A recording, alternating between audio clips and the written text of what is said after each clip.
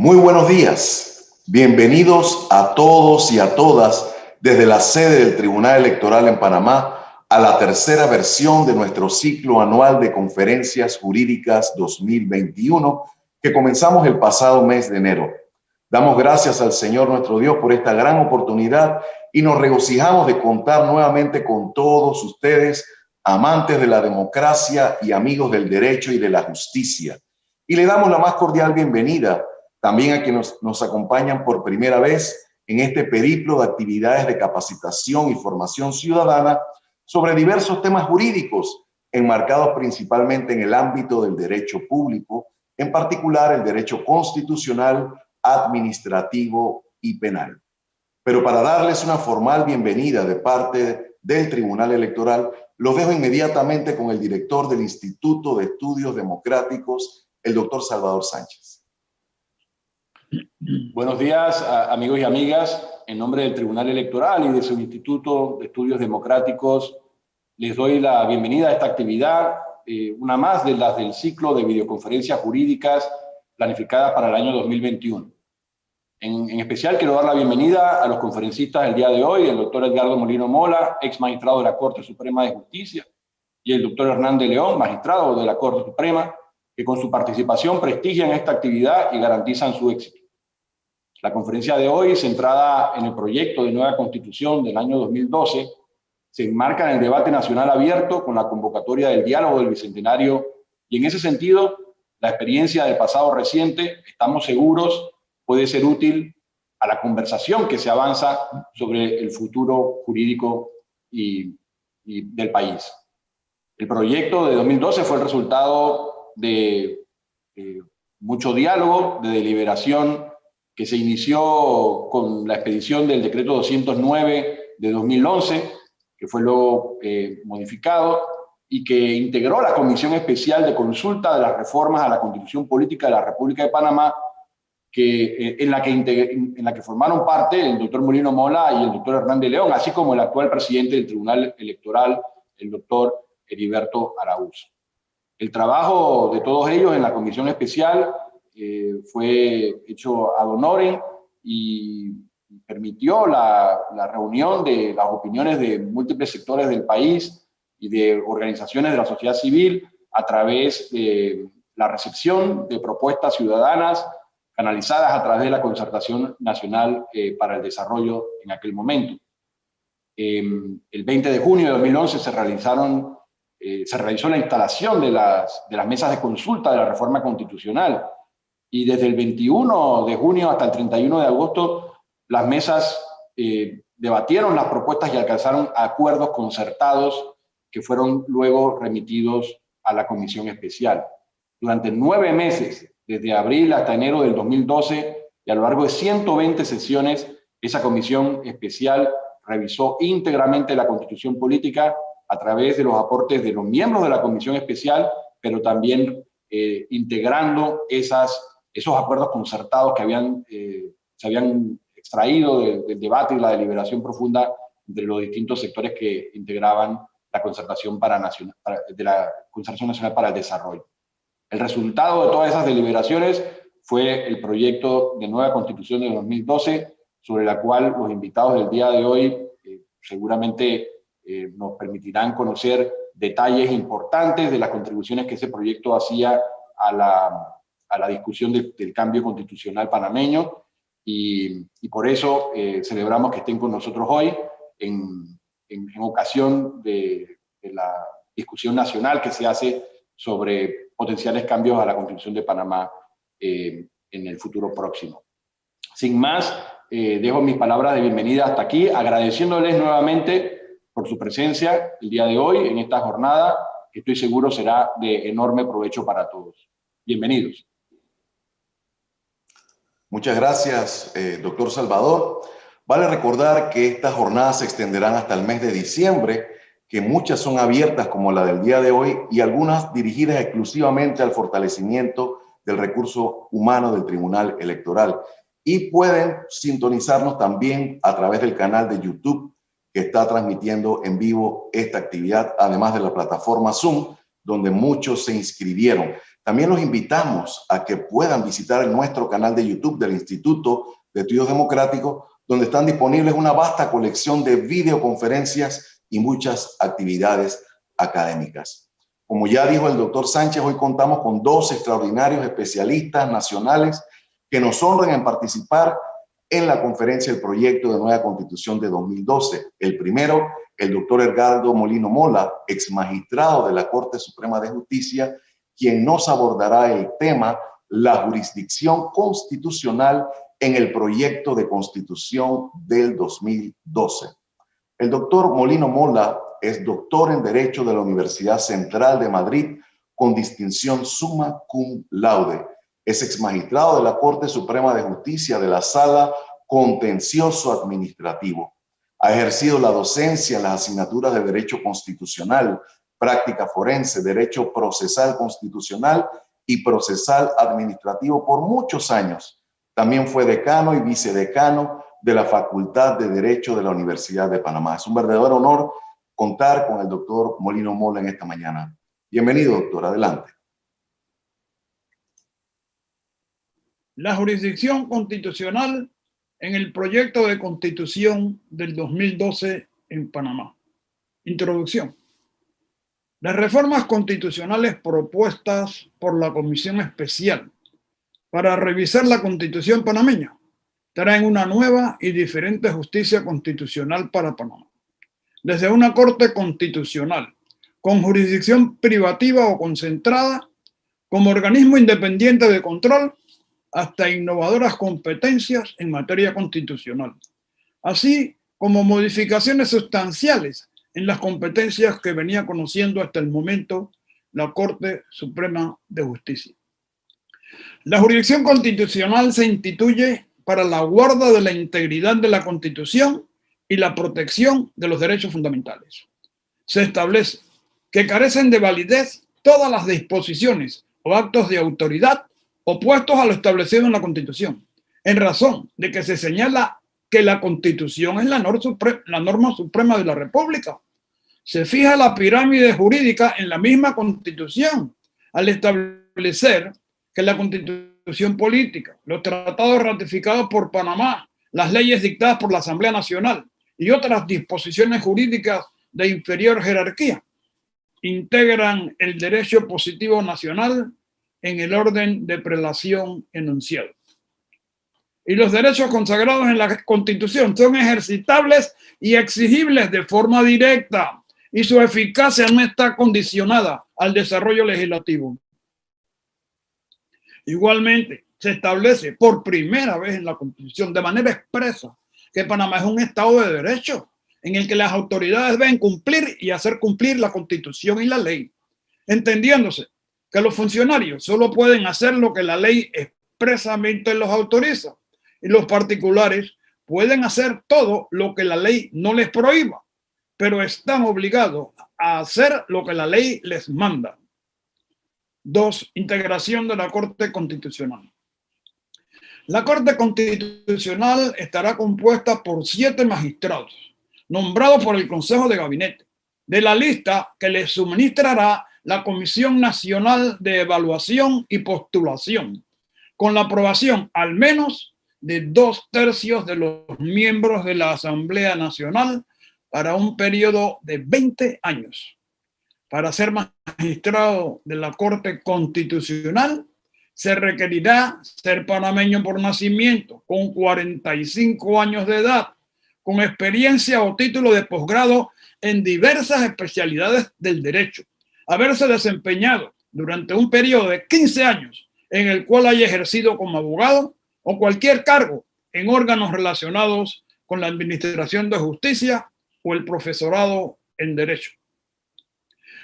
La justicia constitucional se separa de la justicia ordinaria y tendrá su propio presupuesto y debe dar lugar en el desarrollo legal a un código procesal constitucional. La forma de escoger a los magistrados no dependerá únicamente de la voluntad del Ejecutivo, sino que tendrá una importante participación de diferentes sectores del país en su nombramiento. Se exige más edad, más experiencia y especialidad para ocupar el cargo.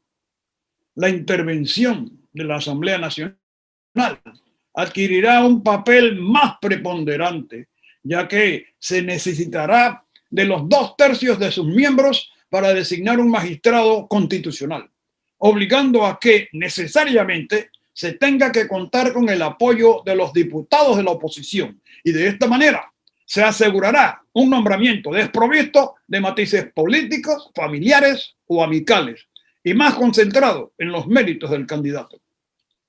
El periodo de 20 años también consolida la independencia de estos magistrados, y puede ocurrir que un presidente no nombre ningún magistrado durante su mandato. 3. Nuevas funciones de la jurisdicción constitucional. Las resoluciones de la Corte Suprema de Justicia podrán ser demandadas mediante la acción de inconstitucionalidad dentro de los 6 meses en que quedó ejecutoriada. El fallo de la Corte Constitucional deberá ser expedido en el término de 1 mes contado a partir del día que se recibió la acción. Esta última solo podrá ser interpuesta por quien haya sido parte en el proceso original o esté directamente afectado por la resolución impugnada.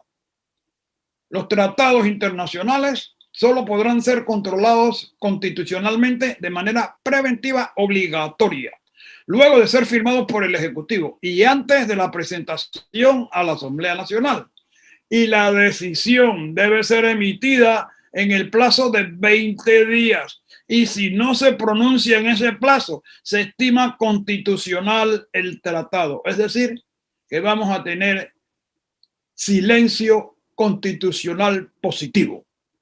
Los proyectos de leyes que señalen que tendrán efectos retroactivos por razón de orden público o de interés social tendrán un control constitucional preventivo obligatorio, y la Corte Constitucional determinará, después de la aprobación en tercer debate y antes de su sanción por el presidente, si el determinado efecto es o no constitucional.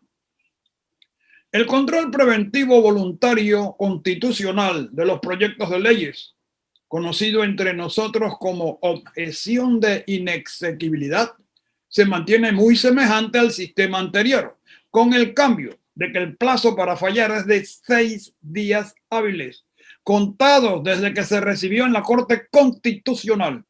Creo que se debió contemplar la objeción a las reformas constitucionales por razones de forma. La Corte Constitucional revisará la constitucionalidad de la declaratoria del estado de excepción desde el día siguiente de su expedición. Y si el Consejo de Gabinete no cumple con el deber de impiarlo, la Corte Constitucional lo aprehenderá de oficio y de forma inmediata a su conocimiento. Los procesos constitucionales no se suspenderán durante la vigencia del estado de excepción. La Corte Constitucional también resolverá sobre la renuncia tácita de la nacionalidad adquirida por naturalización o sobre la suspensión de derechos políticos por renuncia de la nacionalidad por nacimiento. Igualmente, la Corte Constitucional servirá de juez de garantía en los procesos penales contra las altas autoridades del Estado que se efectúen en la Corte Suprema de Justicia. La Corte Constitucional tiene iniciativa legislativa en las materias de su competencia. 4. La guarda de la integridad de la Constitución. La acción de inconstitucionalidad. El control constitucional de normas se sigue dando mediante la acción de inconstitucionalidad contra las leyes, decretos de autoridad y en general contra cualquier norma jurídica de aplicación general. El proyecto no regula la acción de inconstitucionalidad contra las omisiones legislativas, que en nuestra opinión debió ser incorporado. El proyecto de Código Procesal Constitucional que se elaboró posteriormente estableció la inconstitucionalidad por omisión. Para que una norma jurídica pueda ser declarada inconstitucional, se necesitará el voto de 5 magistrados de los 7 que componen la Corte Constitucional, no sirviendo una simple mayoría, dándole fuerza al principio de evidencia. Es decir, que la violación de la Constitución tiene que ser clara y sin dudas de ninguna naturaleza. El Procurador General de la Nación cambia su nombre a Fiscal General de la Nación. Deja de participar en los procesos de constitucionalidad y solo intervendrá el Procurador de la Administración. Se dice de manera expresa en la Constitución que la declaratoria de inconstitucionalidad de normas no tiene efecto retroactivo, pero las que declaran la inconstitucionalidad de actos podrán tenerlos si así se dispone en la sentencia. Se establece que por la declaratoria de inconstitucionalidad de una ley no recobran su vigencia las disposiciones legales que ellas hubieran derogado. De esta manera, se adopta un principio distinto al establecido por la jurisprudencia de la Corte Suprema de Justicia sobre la reviviscencia de la ley derogada, cuando se declara la inconstitucionalidad de la ley derogatoria, por lo que una ley derogada solo recobrará su vigencia si la Asamblea Nacional la vuelve a aprobar. Se establece la prohibición a la Asamblea Nacional de aprobar tratados internacionales declarados contrarios a la Constitución por la Corte Constitucional. En los procesos constitucionales solo adquirirán la autoridad de cosa juzgada la decisión final que se pronuncie sobre el fondo. Estas decisiones, a su vez, serán finales, definitivas y obligatorias y deberán ser publicadas en la Gaceta Oficial dentro de los 10 días en que fue recibida en esa dependencia oficial. La Corte Constitucional tiene la obligación de remitir el fallo a la Gaceta dentro de las 48 horas siguientes a la fecha de su expedición. Se debió establecer que los efectos del fallo de inconstitucionalidad de una ley se producen desde su publicación en la Gaceta Oficial.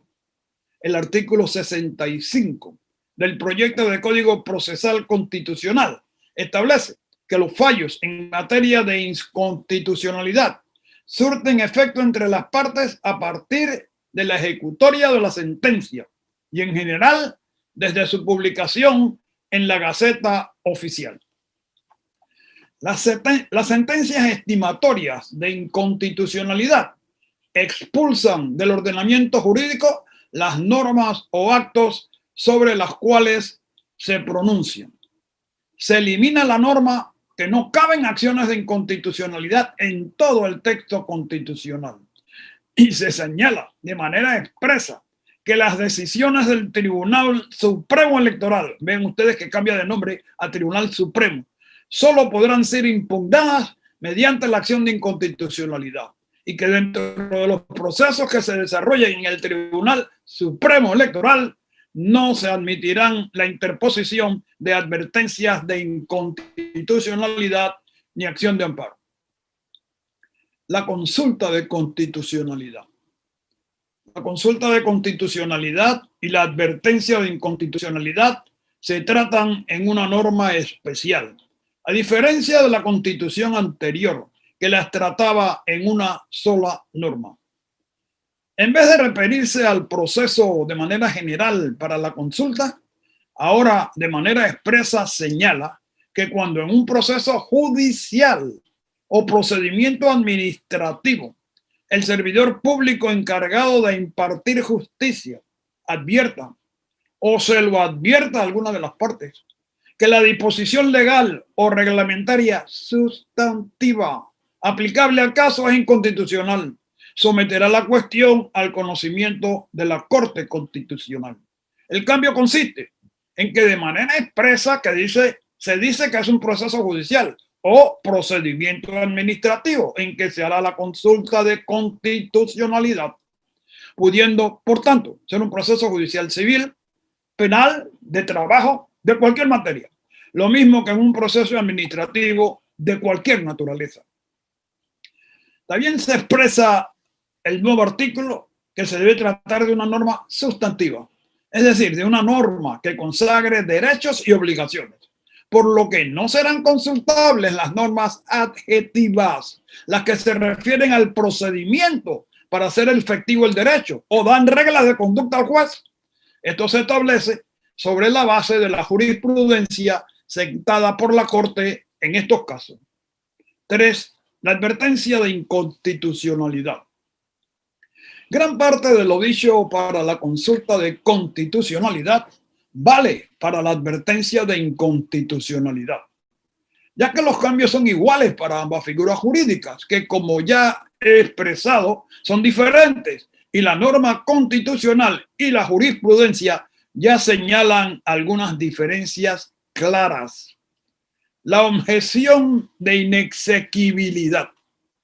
La objeción de inexequibilidad aparece ahora con las otras acciones de control constitucional de normas, en la sección referente a la guarda de la integridad de la Constitución, a diferencia de la regulación anterior, que no la mencionaba en esta parte de la Constitución y solo se refería a ella en el capítulo de la formación de las leyes. Tenemos varias innovaciones en relación con el control preventivo de constitucionalidad, que antes solo existía una clase de proyectos preventivos de leyes de manera voluntaria y era conocido como objeción de inexequibilidad. Se añaden ahora 2 controles preventivos obligatorios, el de los tratados internacionales y el de los proyectos de leyes que pretendan tener efectos retroactivos. Existe otro control de constitucionalidad obligatorio, pero no es preventivo, sino posterior, el que se refiere a la declaratoria de estado de excepción. El control preventivo voluntario tiene que ser decidido en el plazo de 6 días, plazo que era el mismo que se exigía en la Constitución de 1904. Una norma constitucional establece de manera expresa que no podrán presentarse objeciones de inexequibilidad contra la adopción de tratados internacionales. Norma que tiene su explicación en que el control es obligatorio antes de su sanción y lo decidido por la Corte Constitucional es cosa juzgada. La nueva Constitución reconoce la existencia del bloque de constitucionalidad al establecer que los derechos humanos reconocidos en los tratados internacionales aprobados y ratificados por Panamá son parte integral de la Constitución. 5. La protección de los derechos fundamentales. Les corresponderá a la Corte Constitucional conocer de manera privativa y de forma concentrada todas las acciones de protección constitucional contra actos de las autoridades y en ocasiones contra actos de los particulares que violen los derechos establecidos en la Constitución. Como se ve, ya no se exige que sea una orden de hacer o no hacer. Basta que el acto u omisión impugnado viole un derecho constitucional. El habeas corpus, el amparo de derechos constitucionales, el habeas data y la acción de tutela del derecho al honor son acciones establecidas para defender la libertad corporal, la gran mayoría de los derechos establecidos en la Constitución, el derecho a la información personal y pública, así como el derecho a la honra o al honor. El habeas corpus. Las reformas constitucionales sobre el habeas corpus cambian el sistema difuso por un sistema concentrado, en que solo la Corte Constitucional conocerá de manera privativa los casos en que una persona sea afectada en su libertad corporal, fuera de los casos que establecen la Constitución y la ley. Otro cambio muy importante es que el habeas corpus debe ser resuelto en un plazo no superior a 36 horas, contados a partir de su interposición. La declaratoria del estado de excepción no interrumpe el trámite de las acciones de habeas corpus. Cuando la Corte Constitucional declara ilegal una detención, establecerá en la misma decisión la sanción que corresponda a la autoridad responsable de la privación ilegal de la libertad. Considero que esta responsabilidad señalada en la Constitución traerá como consecuencia que no se dicten órdenes de privación de la libertad a la ligera o sin un verdadero estudio de la situación legal del afectado, obligando al funcionario a tener sumo cuidado al ordenar una detención. Se establecen de manera clara las siguientes clases de habeas corpus. El habeas corpus reparador, el tradicional, para los casos en que la persona sea detenida fuera de los casos que establece la Constitución y la ley.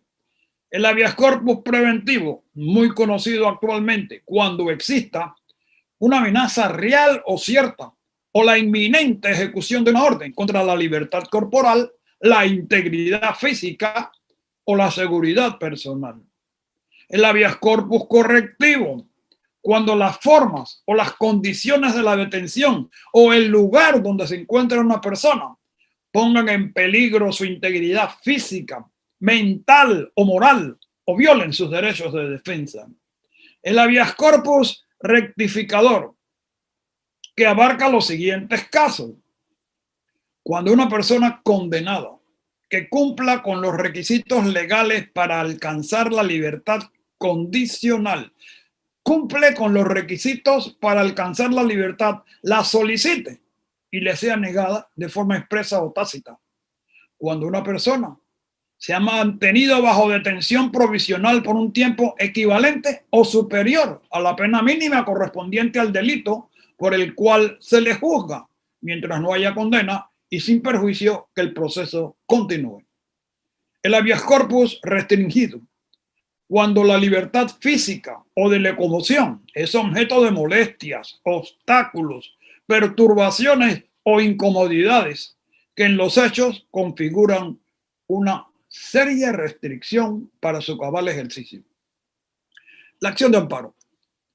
El amparo será de conocimiento privativo de la Corte Constitucional y procederá para proteger de manera inmediata los derechos establecidos en la Constitución y en los convenios internacionales sobre derechos humanos ratificados por Panamá, incluyendo derechos colectivos y difusos, cuando resulten lesionados, vulnerados o amenazados por la acción u omisión de toda autoridad o por particulares, sin necesidad de agotar ningún recurso ordinario ni extraordinario. La acción prescribirá en el término de 3 meses, contados a partir del momento en que se produjo la afectación del derecho. La acción de amparo, escúchese esto, solo será inadmisible cuando se interponga ante autoridad incompetente, fuera del término, contra actos, acciones o omisiones no cubiertas por la protección o por sujetos no legitimados. Estas son las únicas 4 causas por las cuales se puede inadmitir un amparo. Fuera de ella, no, tienen que aceptarlo. Cuando la Corte Constitucional admite la acción de amparo, deberá ordenar la inmediata suspensión del acto, acción u omisión impugnada o la aplicación de la medida cautelar más adecuada. El amparo debe ser resuelto a más tardar en 10 días, contados desde la interposición de la acción.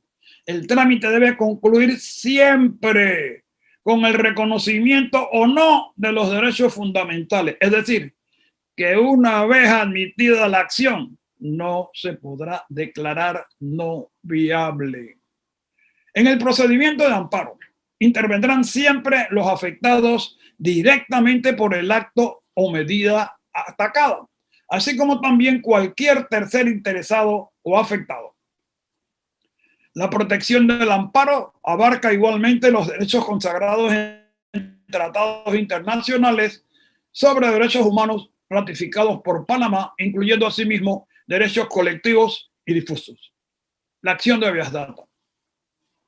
El cambio principal en la acción de habeas data es que esta será de conocimiento privativo de la Corte Constitucional, a diferencia del sistema que se quiere reemplazar, que le permitía a los tribunales superiores de justicia el conocimiento de esta acción, además del Pleno de la Corte Suprema de Justicia. La acción de tutela de derecho al honor. Esta acción constitucional se establece con el propósito de garantizar el derecho a la honra o al honor y permitir el derecho de réplica, rectificación o respuesta cuando por informaciones emitidas por cualquier medio de comunicación este no cumpla con publicar o difundir en el término de 48 horas siguientes a su recibo la respuesta del afectado o la haga de manera parcial o defectuosa. El derecho de réplica y la acción de tutela al derecho a la honra o al honor se eleva a rango constitucional, ya que la ley 22 de 29 de junio del 2005 contempla el derecho y la acción. Se le da el conocimiento de esta acción a la Corte Constitucional y se establece que se tramitará en igual forma que la acción de amparo. El derecho de réplica ha sido establecido por más de 40 constituciones como un mecanismo que se impone a los medios de comunicación que prestan un servicio de interés público para que lo ejerzan con responsabilidad. La posibilidad de ejercer el derecho a réplica es una garantía frente a la información falsa, calumniosa o tergiversada o expresada por el periodista interpretando erróneamente lo dicho por el entrevistado y atribuyéndolo a él esas declaraciones dentro de un contexto de responsabilidad para que la información sea cierta y objetiva o responda exactamente a lo dicho por el entrevistado. La libre expresión tiene sus límites, al igual que el derecho a réplica, que debe ser ejercido dentro del mismo espacio y lugar en que lo difundió el medio. Algunos periodistas han mostrado su preocupación por el peligro de este derecho de réplica, sosteniendo que debe quedar plasmado en la norma que la aplicación del derecho a réplica no deberá afectar el funcionamiento del medio. Otros periodistas sostienen que el derecho de réplica debe ir casado con la despenalización de la calumnia e injuria. Interpretación de la Constitución. Los jueces y los servidores públicos en general interpretarán y aplicarán las leyes o toda norma jurídica con rango de ley y los reglamentos conforme a la interpretación que resulte de las resoluciones emitidas por la Corte Constitucional. Inconstitucionalidad sobrevenida. El artículo 590 del proyecto de Constitución dice que quedan derogadas todas las leyes y demás normas jurídicas que sean contrarias a esta Constitución. Debe entenderse que la derogación no es automática y que se requiere un pronunciamiento de la Corte Constitucional a través de cualquiera de los medios de control constitucional establecidos. Conclusiones. Los que se oponen al Tribunal Constitucional dan como razones que se incurren gastos, que se crea más burocracia, que es preferible en todo caso una sala constitucional dentro de la Corte Suprema y así se aprovechan las estructuras existentes sin dejar de ser la Corte el máximo tribunal. En realidad, este es el verdadero argumento que más preocupa a los opositores del Tribunal Constitucional. En mi opinión, el sistema de Tribunal Constitucional es el más conveniente por las siguientes razones. Uno, es un tribunal especializado, con conocimiento único de la materia constitucional, lo que garantiza decisiones de mejor calidad y de precisión conceptual. Dos, una tramitación más rápida de los procesos constitucionales, ya que el tribunal que propugnamos solo atendería asuntos constitucionales. Tres, despolitización. Despolitiza la justicia ordinaria, ya que los fallos en materia de constitucionalidad, si bien son de carácter jurídico, siempre tienen trascendencia política, por lo que el Tribunal Constitucional, como tribunal que resuelve los problemas jurídicos con trascendencia política, puede adquirir un gran prestigio o el descrédito de acuerdo a que sus actuaciones merezcan o no la credibilidad ciudadana, manteniendo alejada de dichos problemas a la justicia ordinaria. Se trata de problemas políticos que se resuelven jurídicamente por un tribunal independiente de los demás órganos del Estado. 4. De acuerdo con Manuel García Pelayo, tiene las funciones de disciplinar y pacificar por las vías jurídicas las pugnas políticas. Y 5. Garantiza el equilibrio entre los diferentes poderes del Estado. Mi experiencia como magistrado de la Corte en Panamá es que los asuntos del Pleno, que no solo son constitucionales, pues también tienen funciones penales, como juzgar a ciertos altos funcionarios del Estado, afectan enormemente el rendimiento del trabajo en la sala a que pertenece el trabajo especializado del magistrado, ya sea un magistrado de la sala civil, de lo penal o de lo contencioso administrativo. El magistrado de sala se ve constantemente alejado de resolver los asuntos normales de sus atribuciones especiales por los requerimientos de los asuntos constitucionales, que en el amparo y el habeas corpus, regido por los principios de preferencia y sumariedad, lo obligan a desatender inmediatamente los negocios propios de su sala para atender el proceso constitucional de amparo y de habeas corpus, con el consiguiente retraso y aumento de volumen de trabajo en sus salas. Esto afecta en alto grado el principio de celeridad, por lo que contribuye aún más a la eterna crítica de la lentitud en la administración de justicia. El Tribunal Constitucional contribuiría a agilizar la justicia constitucional y la justicia ordinaria, a la vez que descongestionaría esta justicia ordinaria, sustrayéndole la materia constitucional, y aceleraría la tramitación de los negocios de otras salas y acentuaría la especialización de todos los magistrados en el ramo de sus competencias.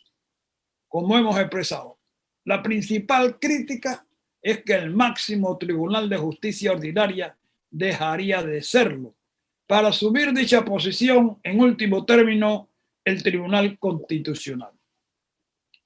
Este problema se resolvería manteniendo el artículo 207 de la Constitución, que establece que no se admitirán recursos de inconstitucionalidad ni de amparo de garantías constitucionales contra los fallos de la Corte Suprema de Justicia o sus salas. No obstante, hay que recordar que la Constitución es principio y fin del orden jurídico y que todas las otras jurisdicciones, ordinarias o especiales, distintas de la constitucional, están subordinadas a la Constitución, al igual que todo el resto de los otros órganos del Estado, incluido el Tribunal Constitucional.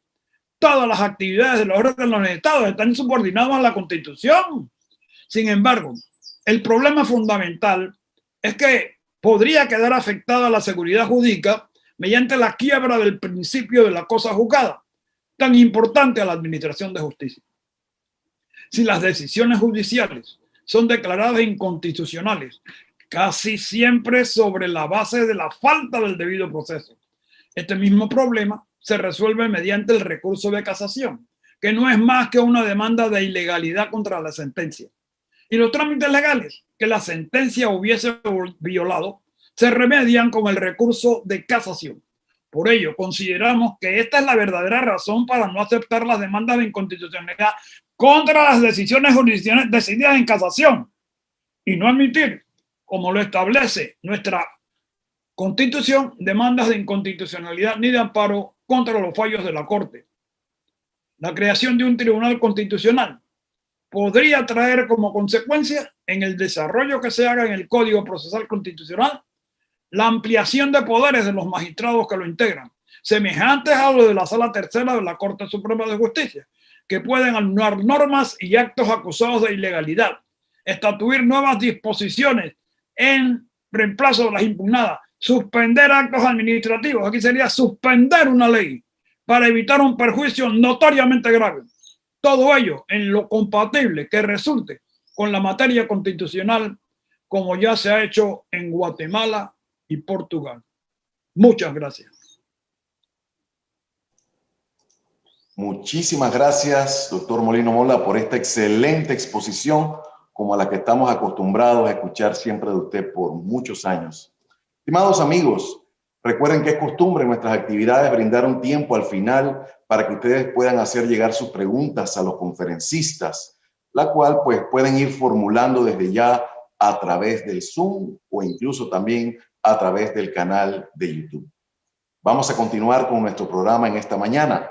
Nuestro segundo conferencista, quien también prestigia esta conferencia, y desde ya le reiteramos pues nuestra gratitud por haber aceptado esta invitación, se trata del doctor Hernán de León Batista, magistrado principal de la Corte Suprema de Justicia desde el 2012, quien nos abordará el tema Dilemas y perspectivas constitucionales desde el proyecto de reformas del año 2012.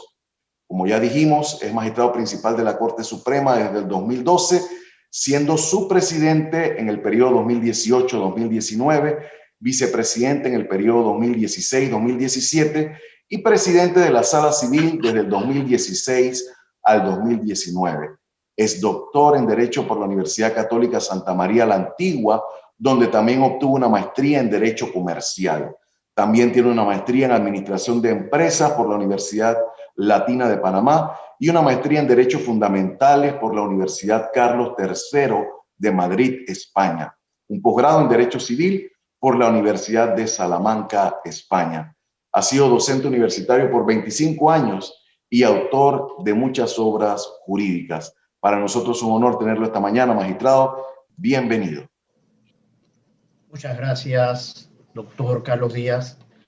Bienvenidos todos los que están en línea y para la grabación, para YouTube, especialmente a los funcionarios judiciales del Tribunal Electoral. Un saludo especial al presidente del Tribunal Electoral, el doctor Heriberto Araúz Sánchez, a los magistrados Eduardo Valdés Escoferi y el magistrado Alfredo Conca Wendeheike.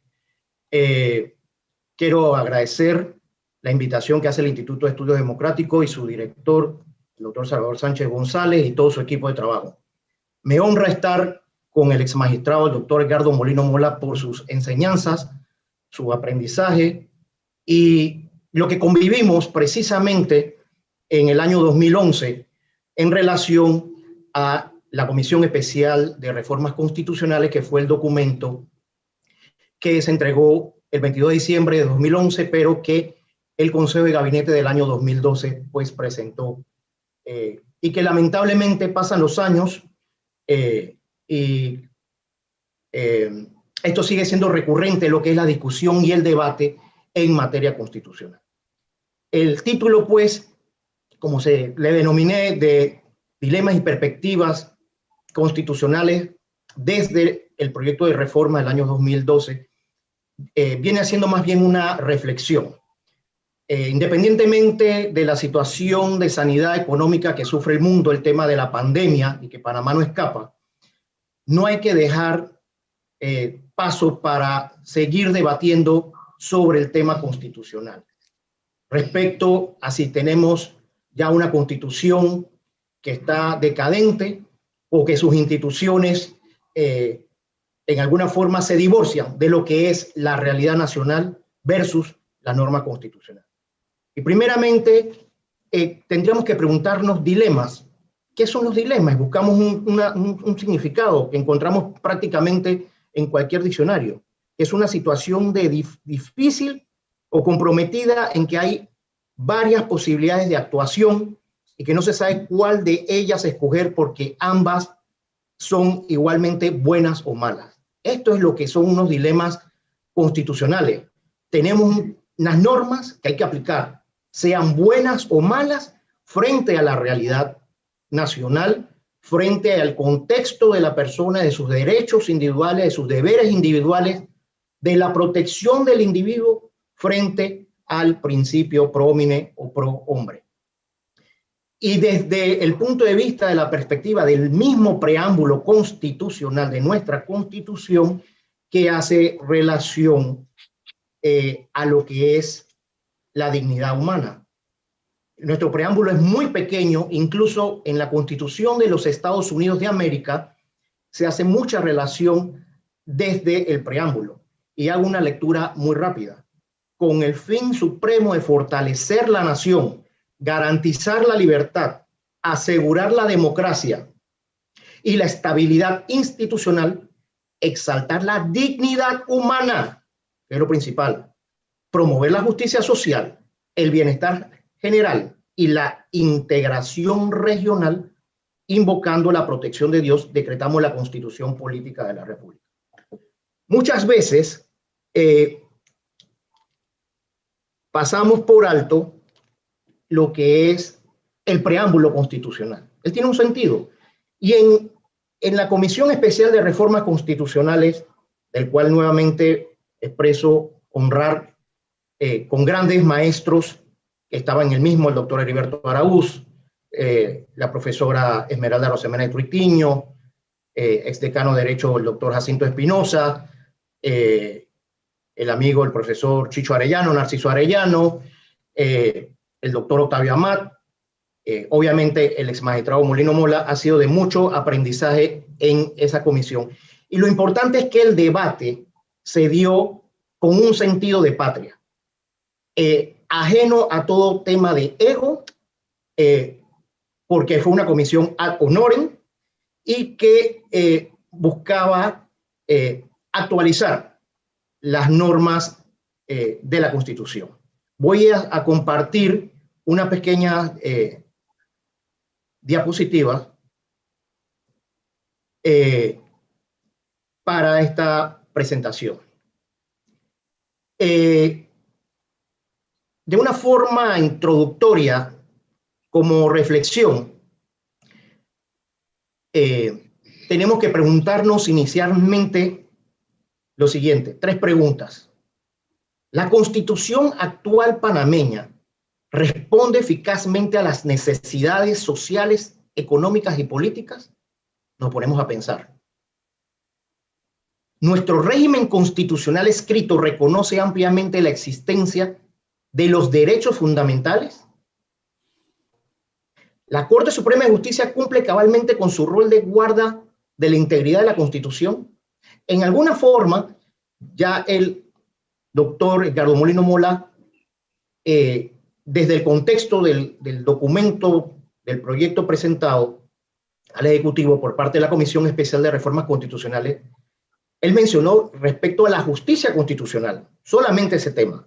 Y prácticamente ya él hizo mención a lo que es la creación de la Corte Constitucional, y como en otros países, como España, que tiene un tribunal constitucional, y incluso yo he hecho un análisis, si vemos el mismo mapa geográfico de América, hacia el norte, México, Estados Unidos tiene una sola Corte Constitucional, que Panamá más o menos es este sistema. Igual hacia el sur como Argentina y Uruguay.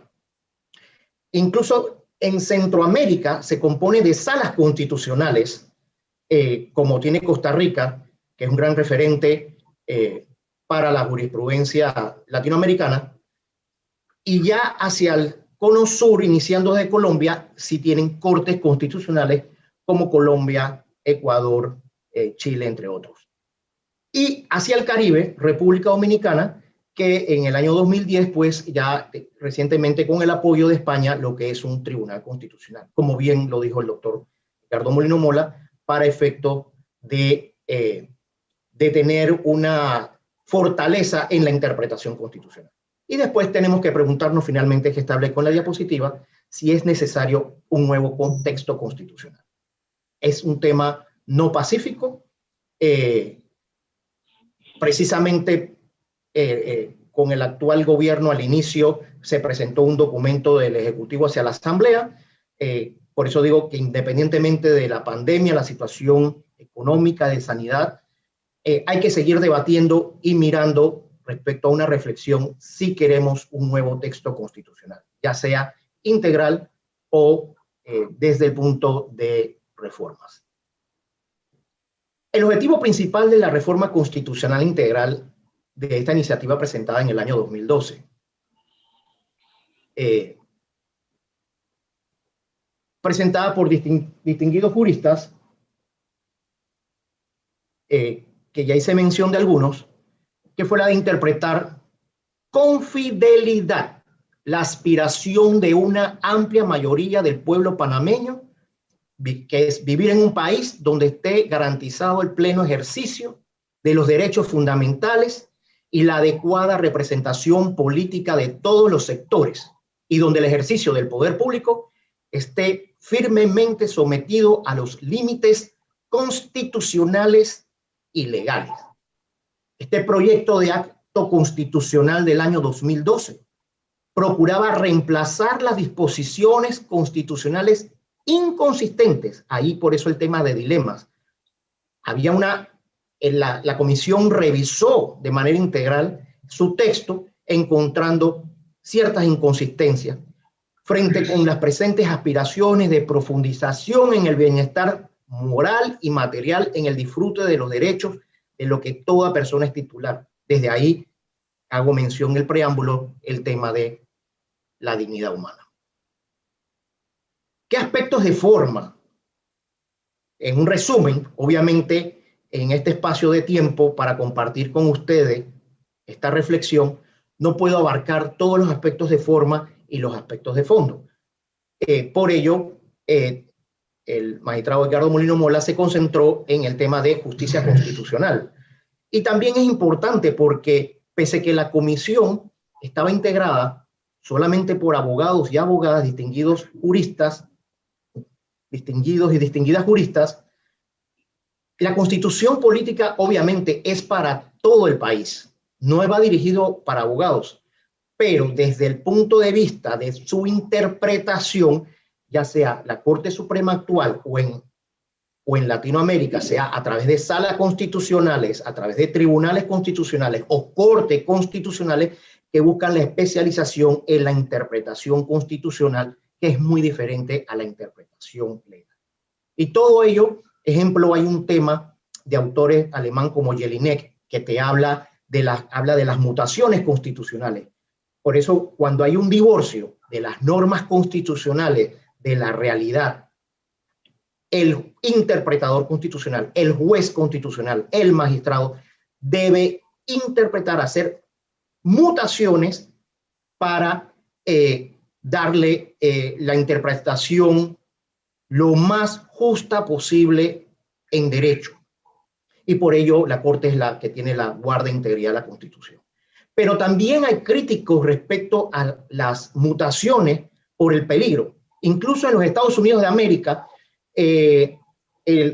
un juez, John Posner, habla del pragmatismo jurídico, que también tiene su escuela, diferente a la escuela contraria de John Posner, del peligro, que señalan las mutaciones, el pragmatismo jurídico, decir, bueno, si esta norma, tenemos una constitución, en este caso de 1972, con su última reforma del 2004, no encaja para darle una respuesta constitucional a la ciudadanía, y por ello se utiliza el pragmatismo jurídico, un poco a veces peligroso. Este proyecto de reformas, en alguna forma,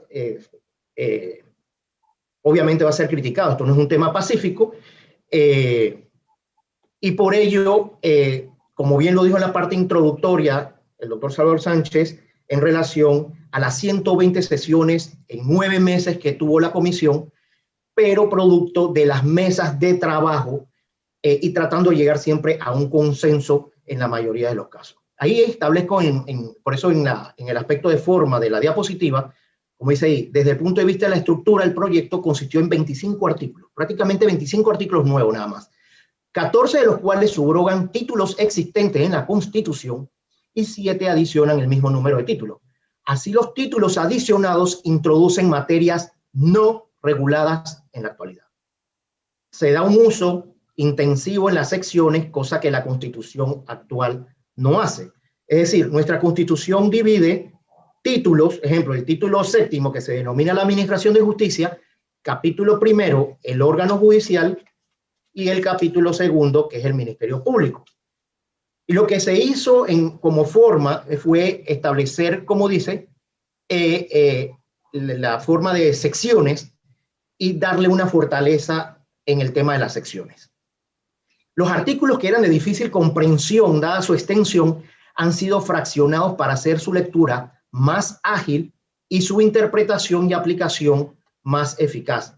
Por ello se elevó de 328 artículos que tiene la Constitución actual a los 590. Claro, alguien en una lectura muy rápida dirá, oye, pero es que esto es una constitución, este proyecto que han hecho tiene demasiados artículos. No. Como le dije, lo pongo en negrilla, solamente han sido 25 nuevos.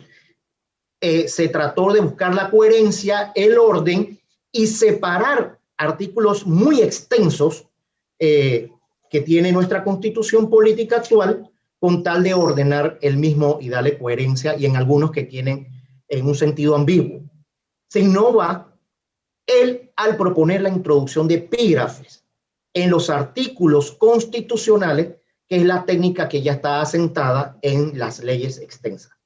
Ejemplo, yo pongo ahí, pueden investigar, ver antecedente del denominado anteproyecto de nueva constitución del Instituto de Estudios Nacionales de la Universidad de Panamá, que se elaboró en el año 1993, que coordinó el maestro, el doctor César Quintero Correa.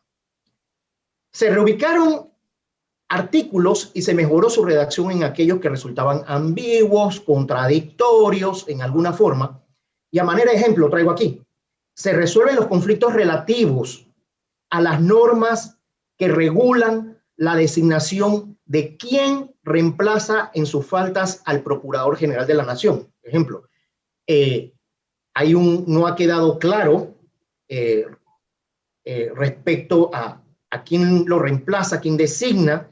Precisamente el Pleno de la Corte Suprema de Justicia. La Corte Suprema ha recibido 2 demandas de inconstitucionalidad en esta materia,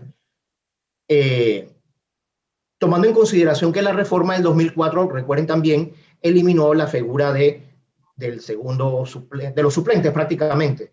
El segundo suplente de diputado, que antes era legislador, ahora diputado, el segundo vicepresidente de la República y así. Y no quedó muy claro lo relativo a la figura de suplente de Procurador General de la Nación. Así como se resuelve lo concerniente al debate sobre qué tipo de acciones están disponibles en los procesos de la jurisdicción electoral. Tenemos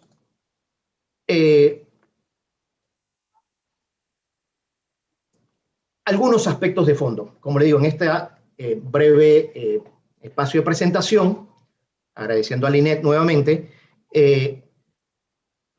esto da para mucho más debate respecto a este documento que se hizo de manera muy consciente, con amor de patria, con grandes maestros, revisando de manera integral la Constitución. Algunos aspectos de fondo de este documento del año 2012. La introducción de nuevas instituciones y entes públicos y el reconocimiento de un catálogo más amplio de derechos fundamentales, obviamente en las figuras de amparo, instituciones que ya se habla de una Corte Constitucional, el cambio de nomenclatura de Tribunal Supremo Electoral a Tribunal Supremo Electoral, Fiscalía General Electoral, estableciéndolo en rango constitucional, entre otras. Se reconoce, y le pongo énfasis en negrilla, por el carácter pluricultural y multiétnico de la nación panameña, y se establece que está organizada en Estado social de derecho. Obviamente habían algunos temas acalorados cuando se tocó el tema de la religión. Era la mayoría de los panameños decíamos, no, dejemos esto quieto, porque en las últimas, ejemplo, en estadística o tema de la Contraloría, cuando hacen el censo, se puede decir ya un aumento considerable de religiones evangélicas o de algunos que no profesan religión alguna. Cuando la Constitución te menciona que la religión católica es la de la mayoría de los panameños. Pero son temas que al final, a través, por lo menos en este caso, era a través de un plebiscito, ya sería la ciudadanía la que tendría la última palabra en el tema de cambios constitucionales. Así que estamos en un tema pluricultural, vemos un alto porcentaje de no solamente de la etnia negra, cuando se celebra el mes de la etnia negra, sino también por el punto geográfico que somos de inmigrantes de la etnia india, china, entre otras. Así que pluricultural, multiétnico en alguna forma. Una clara configuración de la estructura de fuentes jurídicas destacando la supremacía de la Constitución. Precisamente de las últimas constituciones en Latinoamérica, como fue la de República Dominicana, hace énfasis sobre la supremacía constitucional, un principio de que debe regirse lo que es lo que debe regirse para aplicación directa de todas las instituciones. Tenemos el control preventivo obligatorio de la constitucionalidad de los tratados, una institución actualmente inexistente en Panamá. Es decir, antes de su aprobación, que exista un control preventivo de los tratados o convenios internacionales. En los derechos y deberes fundamentales, mire que ahí se estableció no solamente derechos, como hablan, o derechos individuales y sociales, sino en el título tercero actualmente se denomina derechos y deberes individuales y sociales, sino derechos y deberes fundamentales. Es para estandarizar lo que es la nomenclatura a nivel internacional, de ya denominarlo como derechos fundamentales. Lo que es, se hace una introducción especial respecto al debido proceso y se introduce pues un artículo extenso y donde también se señala lo que es lo relativo a la motivación de las resoluciones, que muchos de los temas constitucionales, la Corte Suprema de Justicia en sus distintas composiciones le da interpretación, incluso agregando ciertos requisitos desde una legislación jurisprudencial, por ponerlo en una forma, y no está de forma taxativa en la Constitución. Claro, a veces es un poco incomprendido, difícil para los ciudadanos decir, pero es que esto no es lo que dice la Constitución. Y por eso desde el inicio digo lo que es el ejercicio de la interpretación constitucional, el tema de las mutaciones que como venía hablando, o el tema del pragmatismo jurídico, un pragmatismo constitucional de alguna forma, pero que a veces tiene sus peligros. El estado de excepción, donde se define cuándo puede ser declarado el procedimiento para ello, lo que es el alcance, etcétera, de tenerlo muy definido. Yo recuerdo en la discusión en esta reflexión que hago de la Comisión de Reformas, y estas discusiones a veces acaloradas, pero siempre bajo la tolerancia, el respeto y la crítica saludable, y alguien decía al profesor Molino Mola, oye, pero es que ustedes están legislando, es una ley, eso no es una constitución. Claro, también dijeron, eso tiene 590 artículos. Y recuerdo que el profesor Molino Mola decía, a veces, para que no se escape por una ventanita, temas que incluso traen a lo que es ahora el problema de corrupción, entre otras, es amarrarlo desde la Constitución. Ahí hubo reformas, ejemplo, muy importante en el tema de la Asamblea Nacional, de que hoy, por lo menos hoy día, se permite que un suplente o una suplente de un principal de diputado pueda estar en un grado de consanguinidad, sea esposa, hijos. Eso en la Constitución, en el proyecto de reformas del año 2012, se estableció la prohibición en ese sentido. Entre otras, claro, se le invita a que el documento está en la internet, anteproyecto de acto constitucional, temas como eso. Y dice, bueno, eso hay que dejarlo a la ley, porque si ya los dejas en la Constitución, te amarras y no puedes reformarlo, tendría que ser una reforma constitucional y no desde el punto de vista legal. Y obviamente siempre debe haber una interpretación evolutiva y no involutiva respecto de las figuras. Cuando el peligro de amarrar ciertas instituciones de repente a rango constitucional lo hace un poco peligroso. Eso, bueno, siempre se llegó a un consenso y como lo digo, la ciudadanía tendrá la última palabra, ya sea en cualquier tipo de documento. Hubo documento posterior con la administración de gobierno actual, pero siempre se tomó de partida este documento elaborado en el año 2012 con los grandes maestros.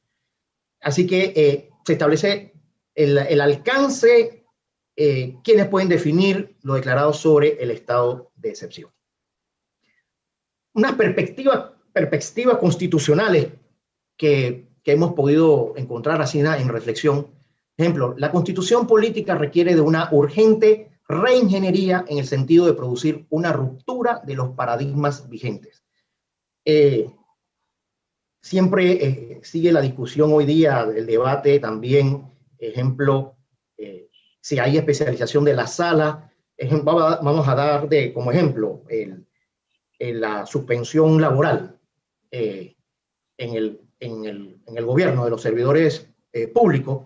Si atacas por vía de sala tercera o atacas vía de amparo si se ha incumplido el debido proceso. Temas como eso. Y por ello, en el análisis, obviamente, uno va madurando. Seguro que si los mismos miembros de esta comisión especial del año 2011 al 2012 que se presentaron, en el 2011 que inició, el ejercicio del trabajo del mismo, se reuniera hoy día, tal vez cambiarían algunas posiciones respecto del mismo. Incluso mi persona, cuando yo estuve en la comisión, yo no era magistrado de corte, ni pensaba. Uno va madurando respecto a lo que es la interpretación constitucional y lo que es el ejercicio del mismo. Se requiere de volver a pensar en instituciones y procesos constitucionales a la luz de nuevas ideas, de metodologías y experiencia a otras latitudes también, que es importante. La Constitución debe ser un documento viviente, siempre se dice, una Constitución debe ser viva, pero tampoco podemos introducir figuras de otros países que no pueden introducirse de manera perfecta en nuestro sistema panameño. Por eso dicen crear una constitución a la panameña. Algunas instituciones dirían que están obsoletas o porque tal país lo tiene, lo vamos a traer. Tenemos el tema de la rigidez excesiva de nuestras cartas fundamentales, que ha ocasionado que las normas que regulan la justicia constitucional permanezcan estáticas por mucho tiempo y haya sido tarea de la legislación formal crear nuevas instituciones. Ahí traigo como ejemplo, en esta pequeña diapositiva, lo que es el habeas data, que fue creado en la Ley 6 del 2002, bueno, y que se elevó a rango constitucional. Y esta figura novedosa de la acción de tutela de derechos a la honra está específicamente establecida en el artículo 3 de la Ley 22 del 2005, el cual se tramitará y se sustanciará al igual como un amparo. Esta figura de la tutela de derecho de honra se va a sustanciar igual en amparo. La experiencia como magistrado de corte y uno que tiene que estar en contacto con magistrados, jueces de otros países, también nos dicen el peligro a veces de los amparos. Ejemplo, en Colombia, que hay la acción de tutela, allá le llaman una tuteletón. Se abrieron la ventana donde la acción de tutela puede ser presentada por cualquier ciudadano y no como el caso de Panamá, que el amparo tiene que ser presentado mediante abogado o abogada idóneo.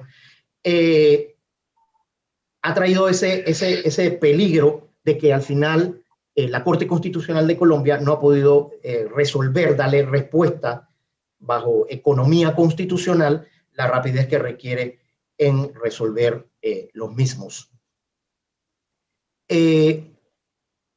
Estos son pantallazos que uno ve como dilemas y perspectiva constitucional. Obviamente, el tema del proyecto da para mucho más debate, para otras sesiones,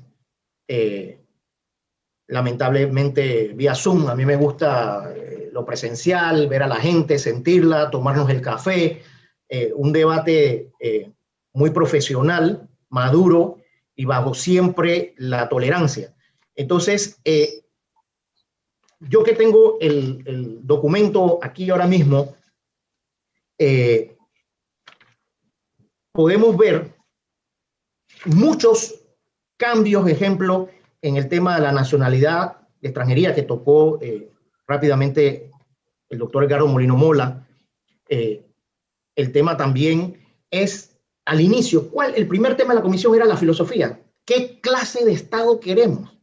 ¿Estado social? ¿Un Estado constitucional democrático? Y, como le dije, se estableció el tema del Estado social, algunos temas para no tocar, como fue, como le digo, el tema de religión.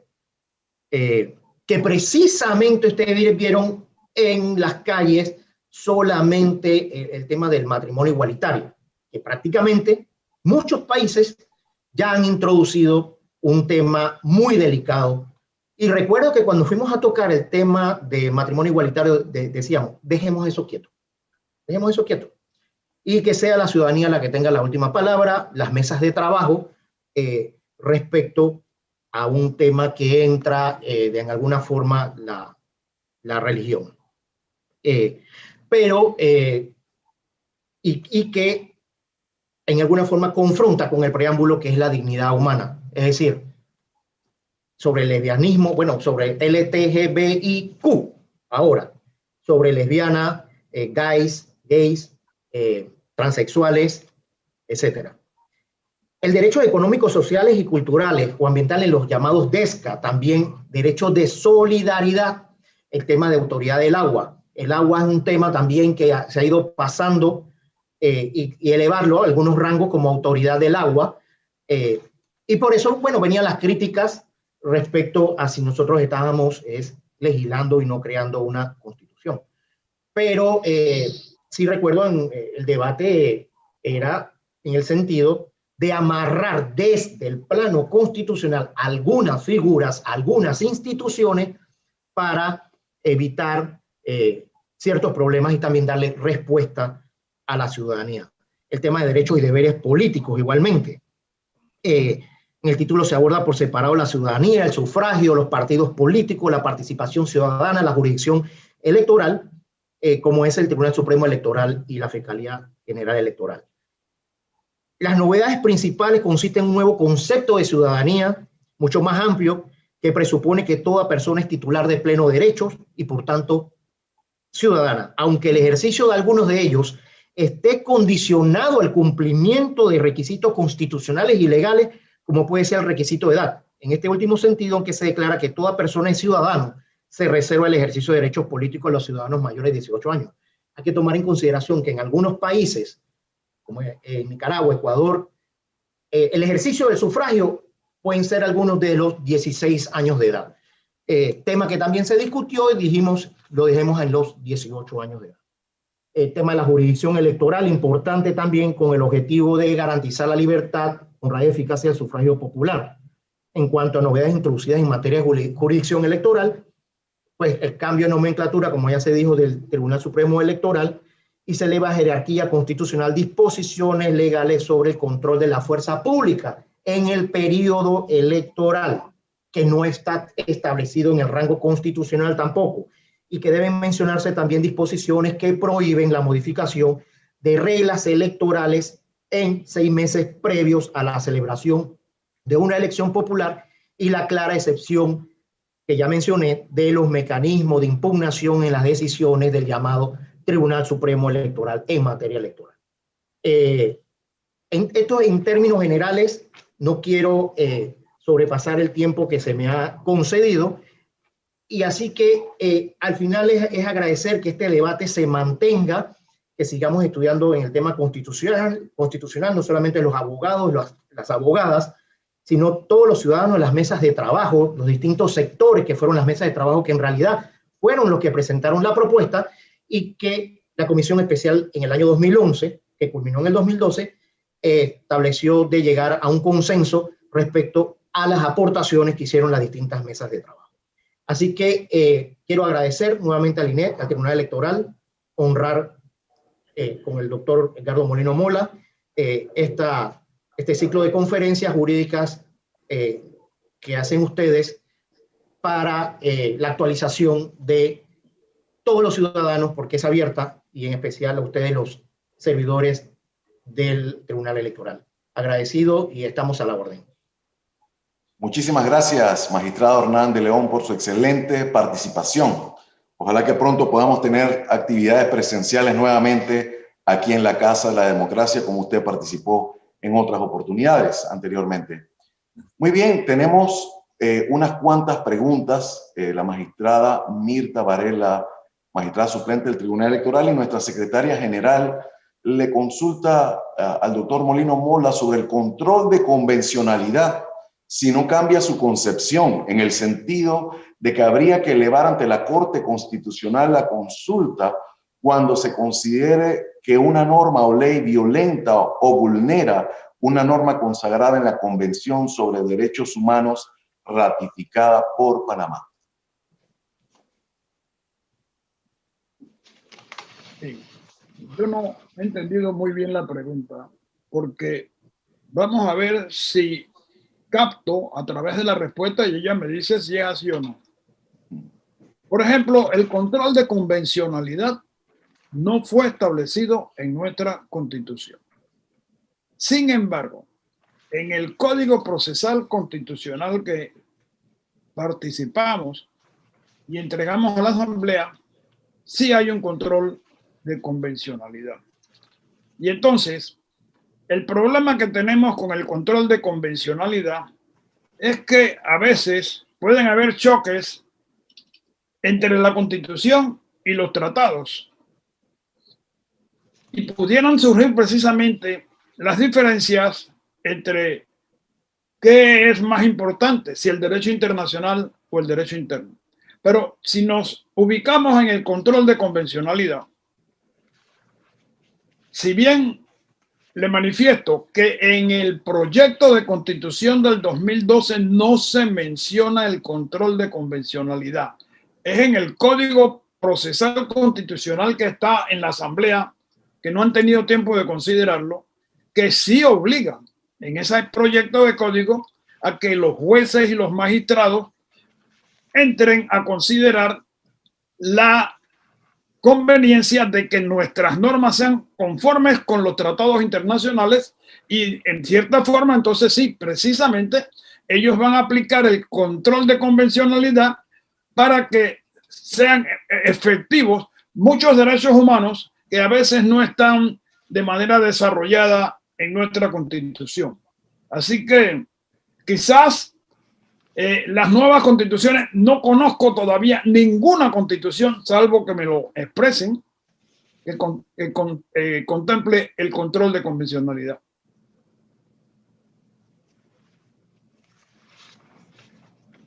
Muchísimas gracias, magistrado. Tenemos otra pregunta de los participantes y es la siguiente. ¿Quién juzga a los magistrados de la Corte Constitucional de acuerdo a este proyecto de constitución? Este proyecto dice que se le aplican a los magistrados de la Corte Constitucional las mismas normas que se le aplican a los magistrados de la Corte. Por lo tanto, habría que hacerle un juicio político, porque en Panamá, como se sabe, los juicios políticos solamente se le hacen al presidente de la República y a los magistrados de la Corte, porque los juicios políticos son los que se hacen en la Asamblea. Aunque yo discrepo un poquito con lo que pasa con el defensor del pueblo. Al defensor del pueblo lo destituye la Asamblea y sin embargo no es un juicio político. Es decir, lo hacen en un juicio sumario y en un día lo votan.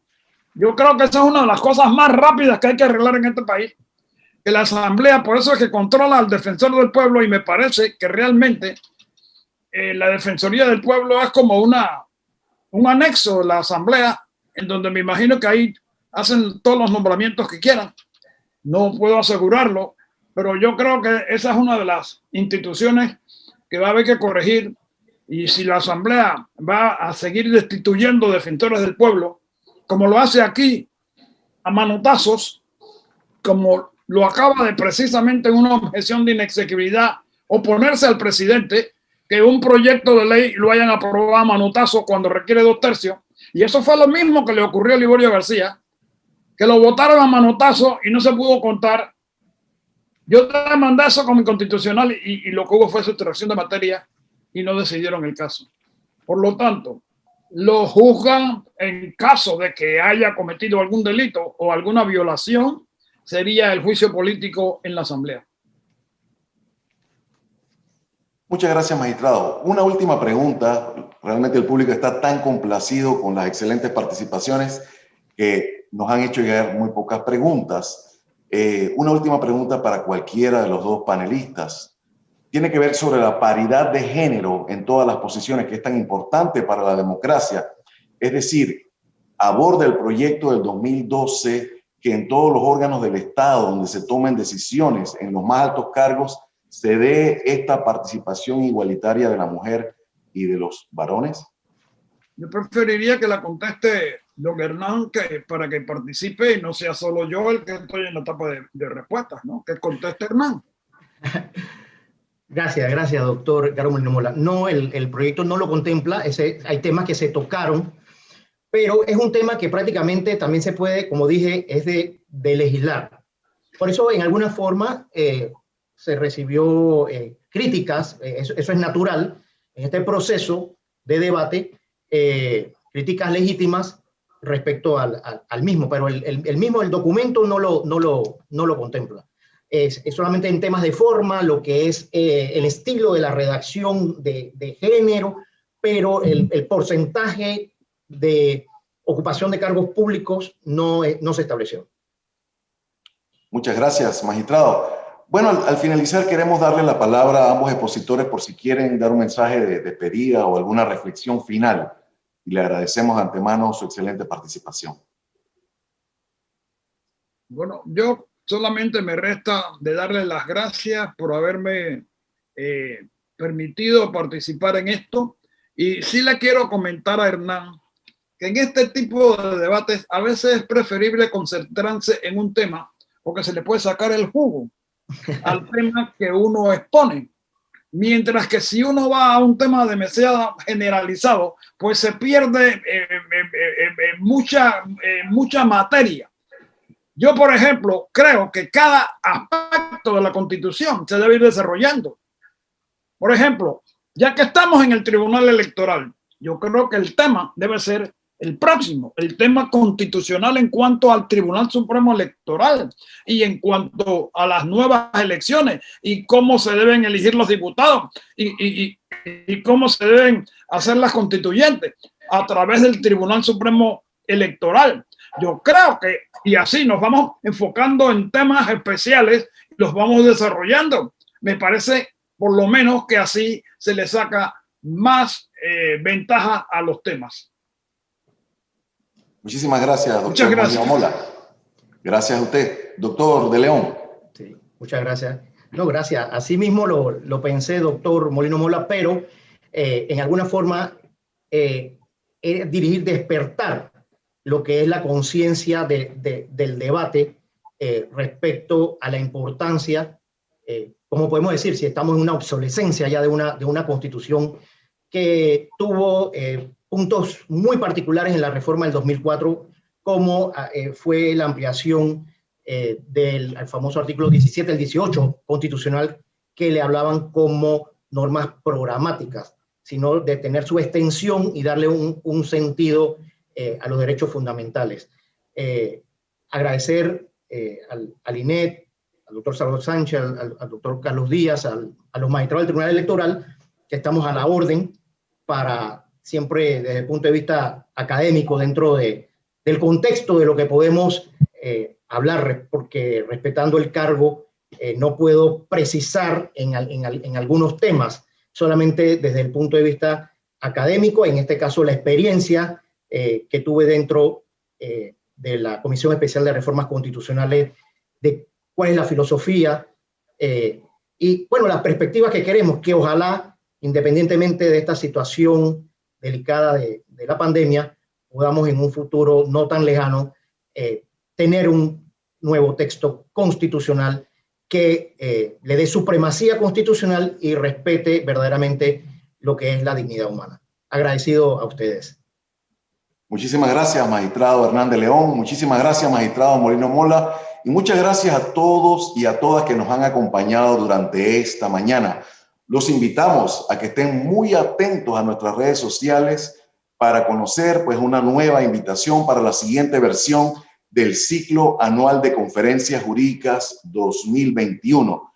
Les reiteramos también la invitación a que nos visiten al canal de YouTube. Si se perdieron alguna actividad, ahí están colgadas todas las actividades académicas que realizamos el año pasado y al inicio de este año. Igualmente, los invitamos a que visiten la página constitución.gov.pa. Si usted ama el derecho constitucional, quiere conocer la historia de la democracia panameña, visite la página constitución.gov.pa directamente a través de la página del tribunal, a través de la página del instituto. Es una página administrada por el Instituto de Estudios Democráticos del Tribunal Electoral.